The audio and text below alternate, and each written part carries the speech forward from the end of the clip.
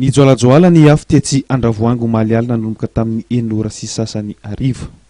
Trano azo tao avoan'ireo trano marobe no nirehitra voalohany ary nihitatra teo amin'ny manodidina. Nalaky ny fitaran'ny afo ary mayatra amin'ireo trano biriky 4 teo amin'ny manodidina. Ifanaretsaka ny olona niezaka namono ny afo sy nanome tanana ireo tompo-trano nitatitra izay entana tafavoaka. Nitantarany zava-niseho sy ny ainana ity rangahy ity izay nanana havana may trano ary nanampy sy nanome tanana. Nanomboka tamin'ny enina teo ilay izy. Afo kely ilay tombohany tao. Jera avy amin'ny Anjanahary zay afo kely ilay tombohany. Tao anatin'ny 15 minutes tonga dia niredareda zato isan-tato ilay afo. Fianakaviana eo. Tafiditra ao. Presidente ny évacuer an'ireo olona ireo koa nefa izay. Esoroana amindrozy. Zany zavatra niseho tsy voafehan'ny tariky be moa zany tamin'ny filaminana.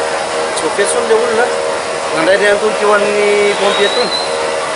Voarainy teo amin'ny pompier samy nanay daholo izay olona na civil izy nanay daholo. Tsy voafehy tsony ilay afo. Raiky kely zany izy nidikany. Tsy miantsy ny pompier satria nandray andraiky daholo na civil na miaramila. Raha tsy voafehy ilay izy. Zao nefa amin'ny voafehy zao ilay afo tamin'ny masotra zao. Nefa kosa misy trano lehibe anankiray. Tamasnareo voarainareo nga mitrano lehibe anankiray io ho azo zao am'izao atsika amin'ny firy zao. Zay zany zavatra niseho eto Andravoango am'izao.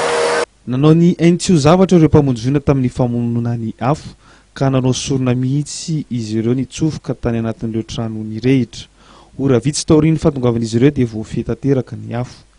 Ny mpitandro filaminana ihany koa tetsy andaniny dia nidina teny antoerana ka samy nandray nitandrify azy avy na ny polisy na ny zandary. Rehefa tranga tahaka izao dia tsy kely lalana ny ratsy ka nisy tokoa ny nanararotra izay nibata ny entan'ireo olona izay mba tafavoaka. Efa samy tonga teny antoerana avokoa ny tompona ndraiky mpanjakana Isa Jokajiny nijery ny fahavoazon'ireo mpona sy nitondra fanampiana.